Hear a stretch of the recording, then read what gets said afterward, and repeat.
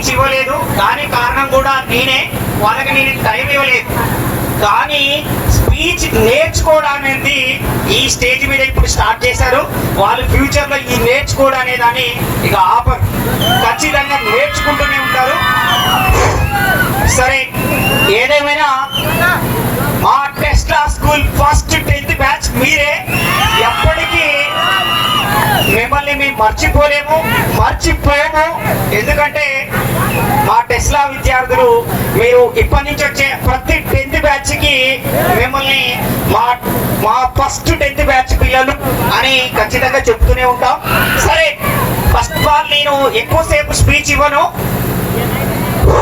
Time లేదు, మీరు dance వేయాలి. దానికోసమే సరే ఈ నేర్చుకోవడం అనే దాని మీద చిన్న మోటివేషనల్, చిన్నది జస్ట్ ఫర్ 1 minute. నేర్చుకోవడం అనే కాన్సెప్ట్ మీద మా 10th క్లాస్ పిల్లలకి ఇక్కడ నుంచి బయటికి వెళ్తున్నారు కాబట్టి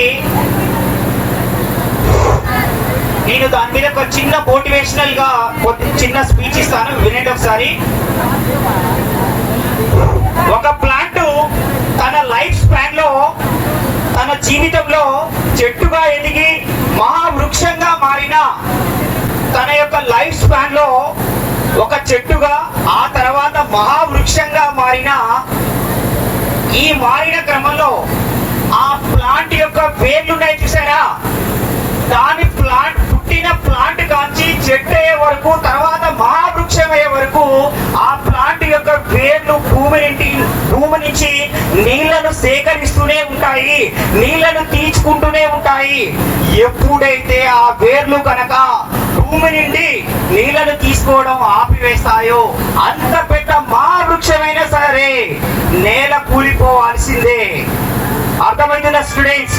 ఇందులో మీరు నేర్చుకోవాల్సిన కాన్సెప్ట్ ఏంటంటే, మీరు ఫ్యూచర్ లో ఎంత పెద్ద స్థాయికి వెళ్ళినా, ఇంకా అంతకంటే పెద్ద స్థాయికి వెళ్ళినా మీరు నేర్చుకోవడం అనే కాన్సెప్ట్. ఈ ప్రపంచంలో మనకు తెలియని ఎన్నో విషయాలు, మనకు తెలియని ఎన్నో ఉన్నాయి. మనకు తెలిసింది గోడంత, మనకు తెలియాల్సింది కొండంత. మీరు ఫ్యూచర్ లో ఐఏఎస్ అయినా ఐపీఎస్ అయినా సరే మీరు నేర్చుకోవాల్సింది చాలా ఉంటది. కాబట్టి ఫ్యూచర్ లో మీరు నేర్చుకోవడం ఆపొద్దు.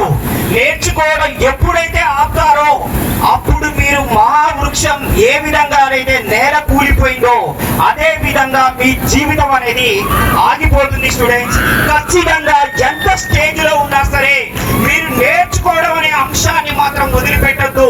మనం నేర్చుకోవాలి విషయాన్ని, జీవితం మొత్తాన్ని గుర్తుపెట్టుకోరి. నేను చెప్తున్నాను, నా జీవితం ఉన్నంత వరకు నా 10th క్లాస్ ఫస్ట్ బ్యాచ్ గా, నేను Tesla 10th class first batch గా నేను గుర్తుపెట్టుకుంటాను. అందరికి కూడా మన జీవితంలో కష్టాలు నష్టాలు అనేవి ఖచ్చితంగా వస్తాయి. ఆ కష్టాన్ని మీరు జీవితంలో ఎదుర్కొని పోరాడండి. ఆ కష్టాన్ని ఎదుర్కొని పోరాడేటప్పుడు మాత్రమే మన విజయాన్ని సాధిస్తాం. విజయం అనేది రావాలి అంటే కష్టం అనేది రావాలి. కష్టం లేకుండా విజయం రాదు. ఏ విజయం కూడా మన దగ్గరికి రాదు. కష్టపడాలి, దాన్ని ఎదుర్కోవాలి, దాని అంతేందో చూడాలి. అప్పుడు మాత్రమే మనకు విజయం వస్తుంది. మనం ఎప్పుడు నవ్వుతూ బతకాలనుకుంటాం కదా, కానీ నవ్వుతూ బతకాలంటే నువ్వు కష్టపడాలి. ఎంజాయ్ చేయాలంటే నువ్వు కష్టపడాలి. కష్టపడిన తర్వాత నువ్వు సుఖపడతావు అనేది గుర్తుపెట్టుకోండి స్టూడెంట్స్. ఓకే, మా Tesla 10th class first batch అందరికి ఫేర్వెల్ డే శుభాకాంక్షలు తెలియజేస్తూ డాన్స్ స్టార్ట్ చేస్తున్నాం. అందరికి ఆల్ ది బెస్ట్.